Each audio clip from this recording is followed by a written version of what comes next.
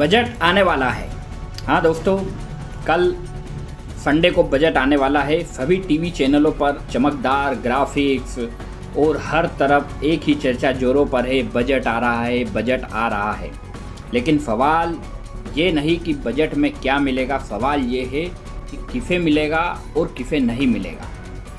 Budget 2026 क्या आम आदमी के लिए कुछ है या फिर वही पुरानी घिसी पिटी कहानियों की तरह बजट का तमाशा बनकर रह जाएगा?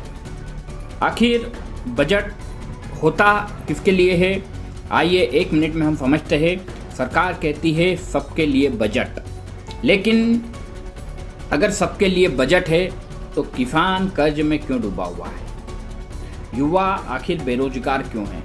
और मध्यम वर्ग ईएमआई से अपना गुजारा कैसे चला रहा है?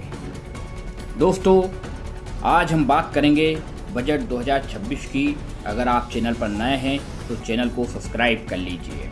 बजट दरअसल एक दस्तावेज है जो बताता है कि सरकार की प्राथमिकता कौन है। महंगाई बनाम आम आदमी। आज जानते हैं दूध, सब्जी, दाल सब महंगी, पेट्रोल के दाम ऊंचाई पर।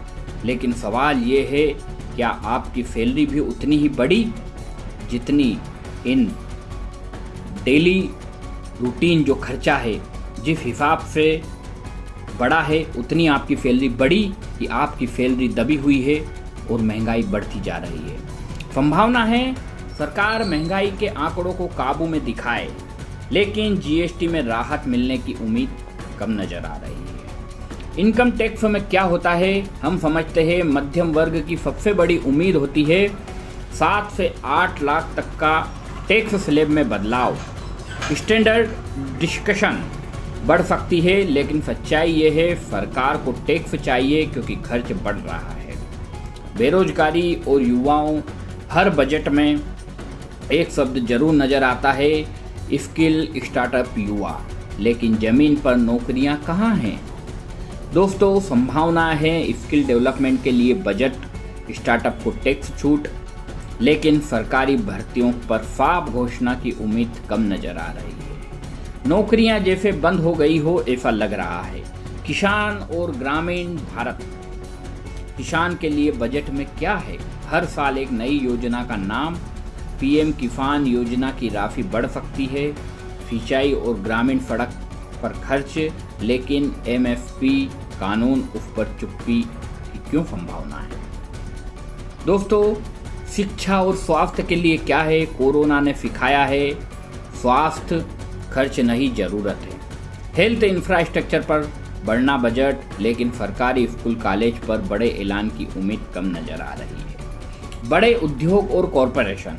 हर बजट में एक वर्ग खुश होता है, बड़ा उद्योग। कारपोरेशन टैक्स में राहत, इंफ्रास्ट्रक्चर प्रोजेक्ट और निजीकरण की रफ्तार तेज होती हुई दिखाई दे रही है। दोस्तों, असली सवाल ये है बजट 2026। सवाल ये है कि घोषणाएं कितनी हुई। सवाल ये है कि क्या आपकी ज़िंदगी बदलेगी इस बजट से? अगर नौकरी नहीं, महंगाई कम नहीं, आय नहीं बढ़ी तो ये बजट सिर्फ कागजी उत्सव बनकर रह जाएगा। दोस्तों, अंत में मैं इतना कहना चाहता हूँ, बजट पर तालियां बजेगी, हेडलाइन बनेगी, लेकिन असली फैसला आप करेंगे अपने घर में, अपने घर के बजट से। दोस्तों, अभी और मैं बताता हूँ आपको बजट में क्या क्या संभावनाएं हैं जो हो सकती है। बने रहे हमारे वीडियो में। दोस्तों, जो उम्मीदें हैं वो क्या खरी उतरेगी? सबसे पहली है टैक्स में राहत की उम्मीद। आम जनता को टैक्स, सैलरी वाले को स्टैंडर्ड डिस्कशन बढ़ाने की मांग है, जैसे 75,000 से 1 लाख तक। इससे टैक्स का बोझ कम हो सकता है। कुछ लोग टैक्स स्लैब और कटौती में बदलाव को भी उम्मीद कर रहे हैं। मतलब मध्यम वर्ग को आज़ादी से खर्च करने के लिए थोड़ा ज़्यादा पैसा हाथ में बच सकता है। होम लोन और HRA रिलीफ की चर्चा। बाजार से उम्मीद है कि घर खरीदने वालों को होम लोन के लिए ब्याज पर कुछ राहत, इंसेंटिव मिल सकता है। डिफेंस और इंफ्रास्ट्रक्चर पर जोर। सरकार पिछले कुछ सालों की तरह रक्षा बजट और इंफ्रास्ट्रक्चर पर खर्च बढ़ा सकती है। बुनियादी ढांचे जैसे रेल, सड़क और सैन्य मॉडर्नाइजेशन पर बल दिया जाएगा। नई टैक्स और व्यापार सुधार की संभावनाएं होगी दोस्तों। कस्टम और आय निर्यात नियमों के सरलीकरण और सुधार हो सकते हैं। जीएसटी और टीडीएस नियमों को सरल बनाने की उम्मीद बताई जा रही है ताकि कारोबार आसान हो सके। कृषि और ग्रामीण क्षेत्रों के लिए घोषणाएं होगी। किसानों के लिए योजनाओं की राशि बढ़ाने की मांग है और पीएम किसान निधि जैसे प्रोग्राम को विस्तार देने की भी मांग, खासकर महंगाई के चलते। रोजगार और उद्यम, एमएसएमई स्टार्टअप, छोटे बिजनेस और एमएसएमई को क्रेडिट प्रोत्साहन देने पर जोर हो सकता है दोस्तों, ताकि रोजगार बढ़े, छोटे उद्योग मजबूत हो। निर्यात और विदेश निवेश को बढ़ावा, विदेश निवेश को आकर्षित करना और रुपया स्थिर रखने के लिए उपाय, साथ ही निर्यात प्रोत्साहन योजनाओं पर भी बजट में हो सकता है सुधार। बाजार और सेक्टर की चीजें, शेयर बाजार निवेशकों को FAPEX वृद्धि, LTCG या STT में बदलाव और निवेशक अनुकूल टैक्स नीतियों की उम्मीदें हैं।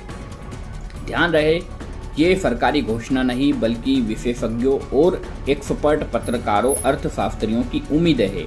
ये तो आने वाले वक्त में पता चलेगा कल कि इनमें से कौन सी चीज़ों पर जो हमारी वित्त मंत्री है निर्मला सीतारमण जी उन पर मोहर लगाती है और कौन सी चीज़ों पर रोक लगती है।